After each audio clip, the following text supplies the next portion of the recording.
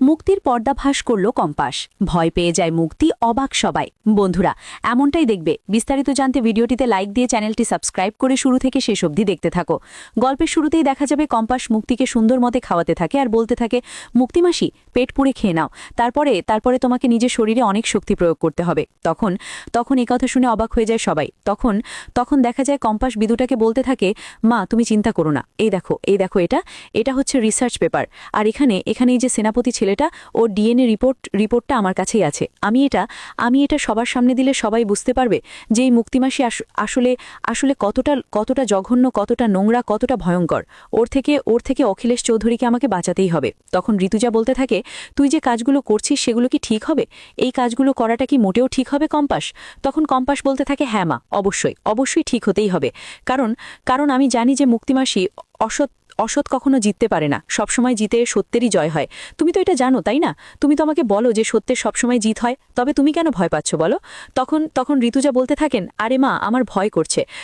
কারণ চারপাশে যা শকুনের দল ঘুরে বেড়াচ্ছে, তুই এমনিতেই দিকের সঙ্গে শত্রুমি করেছিস, তার জন্যও তো আমাদের ভয়ে থাকতে হয়, তাই না? তখন কম্পাস বলতে থাকে, মা তুমি যদি ভয় করো তবে কি করে হবে? তোমাকে স্ট্রং থাকতে হবে, এসো আমার সঙ্গে এসো। এই বলে ঋতুজার হাত ধরে টানতে টানতে সেখান থেকে নিয়ে আসে। এরপরে দেখা যায় ঋতুজাকে নিয়ে সেখানে চলে আসে কম্পাস বলতে থাকে, মা তুমি একদম কথা বলবে না, আমি যা বলার আমি বলবো, তুমি শুধু আমার পাশে পাশে দাঁড়িয়ে থাকবে, এইটুকুই, জাস্ট এইটুকুই। এর বাইরে তোমাকে আর কিচ্ছু করতে হবে না, মনে থাকবে কথাটা? তখন ঋতুজা বলতে থাকে, হ্যাঁ রে, মনে থাকবে, তুই চিন্তা করিস না, সবকিছুই আমার মনে থাকবে। এদিকে দেখা যায় মোনালিসা অভিকেন দত্ত দুজনে একসঙ্গে খেতে বসেছে। তখন অভিকেন দত্ত মোনালিসাকে বলতে থাকে, মোনা, কম্পাস কি করতে চলেছে? আমরা তো কিছুই বুঝতে পারছি না, ও কি তোমাকে এক্সপোজ করবে? তুমি যে গ্যাসের পাইপটা লিক করে দিয়েছিলে, এটা কি ও জানতে পেরে গেছে কোনোভাবে? তখন মোনালিসা বলতে থাকে, এটা তো আগেই জেনেছে দাদু, ও আগেই এটা জেনেছে, কারণ এটাও আগেই হিন্ট দিয়েছে, আমি এটা জানি। তখন অভিকেন দত্ত বলতে থাকে, তোমার দ্বারাই কোনো কাজই হয় না, তোমার দ্বারাই কোনো কাজ করা সম্ভব নয় মোনা, তুমি সবসময় অপকর্ম থেকে গেলে। তখন মোনালিসা বলতে থাকে, আমি তো চেষ্টা করেছিলাম দাদু, অনেক তো চেষ্টা করেছি, এখন আমি সফল হতে না পারলে আমি কি করব বলো? আমার তো এখানে করার কিছুই নেই, আমার করণীয়টা কি তুমি কি আমাকে বলতে পারো? তখন দেখা যায় বিহান বলতে থাকে, আচ্ছা আপনারা এত কি কুচুর করছেন? মোনা, কি কথা বলছো তোমার দাদুর সঙ্গে? জোরে জোরে বলো, আমরাও একটু শুনি। তখন দেখা যায় পৃথা হাসতে থাকে আর বলতে থাকে, একদম ঠিক বলেছিস। এরপরে পৃথা বলতে থাকে, এই মোনালিসা, এত খাওয়ার সময় কিসের কথা বলো তো? আর আপনি কি জানেন না খাওয়ার সময় কথা বলতে নেই? খাওয়ারটা শেষ করুন, তারপরে নাহার কথা বলবে। তখন এ কথা শুনে দেখা যায় কম্পাস বলতে থাকে, আসলে ওনাদের খাবার খেতে খেতে নিজেদের তর্স হয়েছে না, নিজেদের মধ্যে একটা ভয় আছে, তো সেই ভয়টা কাজ করছে, তাই না মোনা ম্যাডাম? তখন মোনালিসা বলতে থাকে, এসব কি বলছিস তুই? আমি কেন ভয় পাবো? আমি কি কোনো অন্যায় করেছি যে আমি ভয় পাবো? তখন দেখা যায় কম্পাস সবকিছু মনে করতে থাকে, কি হয়েছিল। কম্পাস সবকিছু আগে থেকেই জানতো আর সব রিপোর্টগুলো নিজের কাছে জমিয়ে রেখেছিল। মোনালিসা যখন খাবার আবার রান্না করার সময় গ্যাসের পাইপটা লিক করে দিয়েছিল, ঠিক তখনই সবকিছু ঘেটে দিয়েছিল কম্পাস। এরপরে ঋতু সবাইকে নিয়ে চলে যায়। তখন দেখা যায় বিহান ও কম্পাস দুজনে রান্না করতে থাকে। তখন বিহান কম্পাসকে বলতে থাকে, কম্পাস, এটা তুমি কেন করলে বলো? যদি তোমার কোনো ক্ষতি হয়ে যেত আমি কি নিয়ে বাঁচতাম? তুমি দেখলে যে এই গ্যাসের পাইপটা লিক হয়ে গেছে, তারপরেও তুমি এখানে উনুন ধরাতে গেলে কেন?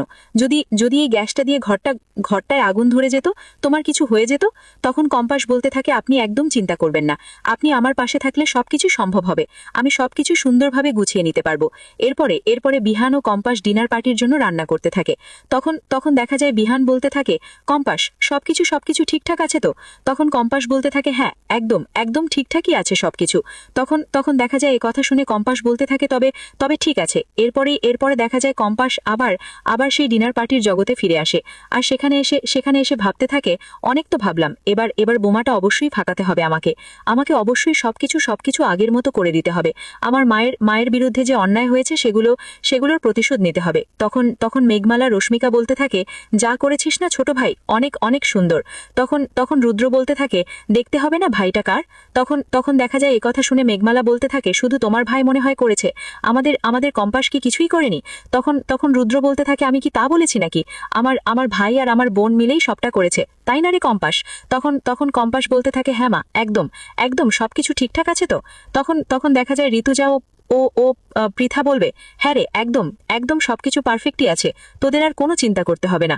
তখন বিহান বলতে থাকে, কাকিমণি তুমি কিন্তু ওকে পুরোটাই ক্রেডিট দিয়ে দিও না, কারণ কারণ ও শুধু রেসিপিগুলো নিজে নিজে রেডি করেছে, আর আমি পুরোটাই রান্নাবান্না সবকিছু আমি করেছি, এতে ওর কোনো অবদান নেই। এ কথা শুনে হাসতে থাকে সবাই। তখন তখন দেখা যায় মোনালিসা, অভিকেন দত্ত, মোনালিসাও সেখানে দাঁড়িয়ে হাসতে থাকে। তখন তখন দেখা যায় সবাইকে দেখে কম্পাস বলতে থাকে, সবাই তো তবে এসেই পড়েছে তাই না, এবার এবার না হয় খাওয়ারগুলো খাওয়া যাক।